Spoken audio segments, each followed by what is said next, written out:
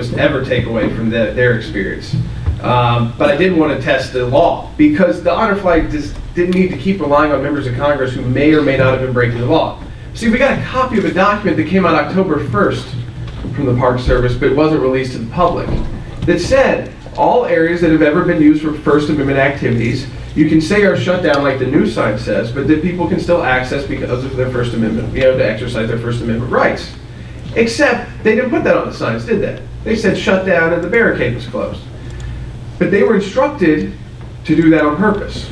So even though procedure is you must allow people in First Amendment zones, they decided we'll barricade it and hopefully get good imagery, those bad Republicans keeping people out. But instead, it was conservative lawyers who could have gone to jail. By the way, I was confronting police officers. I don't know if that one covered that or not, but who I could have been arrested. But this is what we do, because you can't ever allow the government to decide who gets First Amendment rights and who doesn't. That's an example. We can't do that without our supporters. I can't do that by myself. I have a big team. I was live on the radio. There was a whole team. John was here with me. My wife was there. Anna, who's here today, was with me. Our legal team went back while we were live on radio to confirm the new signage going up. The demand letter was written by a legal team. That doesn't happen by two people, by Jay and Jordan Seculo. It happens with a whole team from the American Center for Law and Justice. And we know, because we sent it through FedEx instead of the Postal Service because of the shutdown, that they received the demand letter. We got confirmation and a signature. And we've also sent a FOIA request, by the way, because ultimately, though, this is now kind of starting to fizzle down. The president's backing off. And let me say, that is the president backing off. It's not the Park Service. They don't have that kind of power. During a shutdown, it's the Office of Management and Budget. The Office of Management and Budget is run by it's in the White House. It's part of the Executive Office of the President. So, again, by taking that step, we now see the private businesses that are on the federal roads reopen, students get to return to schools, school buses working again, states making deals where they can reopen their national parks to help businesses. But let me tell you something, folks, if we didn't have members of Congress willing to try to get arrested, and if people like us weren't around, they would have won. The veterans would never have gotten into the memorial, because that's the imagery. That's how sick this was. That's the imagery they wanted. I would have been okay if they would have just let them in, honestly. I mean, at the end of the day, that's who should be able to see it, but it's not right. And so we knew, we don't want to mess up the veterans getting in, but they opened this First Amendment door. And then do you remember what happened earlier this week on Tuesday in Washington, D.C. on the National Mall? Nancy Pelosi was there. An event called Camino Americano, a pro-amnesty event, which got a special exception, not just to have First Amendment activities, which it is open on the National Mall, but see, if you have more than 25 people, you have to have a permit. Right now, if you try to apply for a permit, there is no one to apply to. Yet they got an exception, and on Monday, while this was still going on, before this had been reopened, they were building staging. They were putting in porta potties. So while the bathrooms are closed at all the other memorials and the other museums are all shut down, a private organization that was going to have members of Congress blaming Republicans, by the way, it's an association, by the way, associated with the AFL-CIO, who runs it. And so the labor unions get an exemption to run their rally with Nancy Pelosi on a golf cart, taking golf carts down. They get bathrooms. But again, it took that much work to get our veterans into their memorials. I mean, the partisanship, but also the fear. Not our fear, their fear. It's we the people that stand in the way of the tyranny. We're seeing it now. What it means to have a real liberal president with real power, who is not a compromiser at the end of the day, who is willing to test our needs. And are we willing to stay with our members of Congress who are fighting back? Because right now, there's two narratives you can talk about. There's one narrative, which is that this is the most scandal-ridden White House since the Nixon administration. And likely worse, except for the fact that because they're so popular with the bureaucrats inside, the non-political appointees, that everything's getting slowed down. If they were unpopular, if it was the Bush administration, I think all those IRS 62,000 page documents would already be delivered to the committee. To give you an example about why they fear we the people.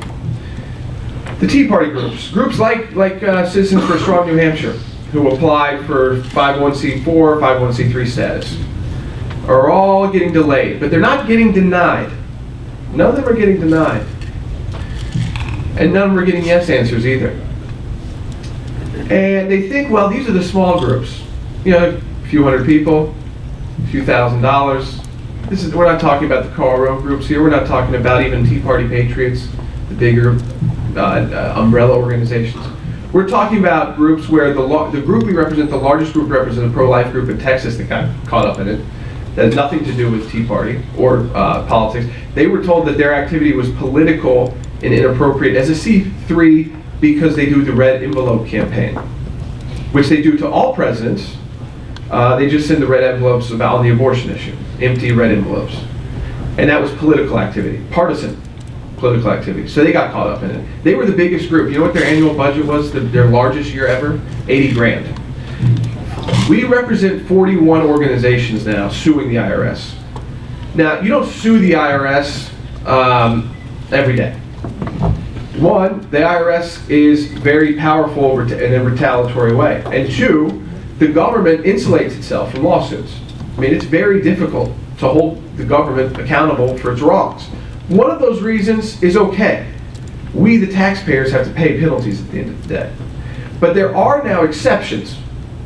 When people like Lois Lerner, who, and now it looks like Sarah Hall Ingram, who go from the organization, by the way, that started the target of the Tea Party, she is now running Obamacare.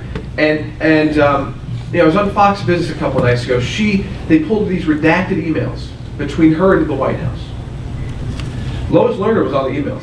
Now we have the HHS mandate. We have 7 of those cases. We won all 7 so far. They're at the Court of Appeals level now. And they're getting to the Supreme Court for private businesses. So the religious freedom rights there are being upheld. So you got that issue merging. Lois Lerner, that's Sarah Hall Ingram was sharing with the White House. Well, there's a federal code. It's called 26 U.S.C. 6103. And 26 U.S.C. 6103 says a federal agent cannot share private taxpayer information with another federal agency without, and then a few exceptions. And the exceptions require approval by the directors, things that didn't exist here. Because we in America, we believe, you know, taxpayer information is the most important information to be private. That even if we may not like the IRS and paying taxes, but we at least want to think that we're all being treated the same way. If it's crummy, at least we're all being treated crummy, right? But that's not the case here. And yet the IRS has now got the Democrats and the left telling us it's phony. When it was Holder, our Attorney General, who rushed out 3 days after Lois Lerner, who coordinated her plan in question, apologizing for targeting the Tea Party, with the White House Deputy Chief of Staff, who's up for an ambassadorship right now, and the White House counsel. They all knew she was going to do this. But Eric Holder rushed out 3 days later, and he said, you know what? We're going to have a criminal investigation. To date, folks, not one of our 41 clients has been called by the FBI. So how far along do you think that criminal investigation is going? The president the next day came out and said, we're going to get rid of people. He got rid of people that had 2 weeks left. They're not going to, you know, I mean, it was in their eyes, though it appeared they were taking it seriously, all of their moves were phony. The new acting director of the IRS, Danny Werfel, the acting commissioner, got 30 days to do a review. And came back and said there was no evidence of any partisanship involved. And then members of Congress, like Congressman Mike Kelly of Pennsylvania, pull out these emails from Lois Lerner and her assistant, talking about how, man, these outside conservative groups, like groups right today, they really are putting the Senate Democrat majority in jeopardy. And you know what she wrote back, Lois Lerner, in her government email to her top assistant? Hope the FEC saves the day.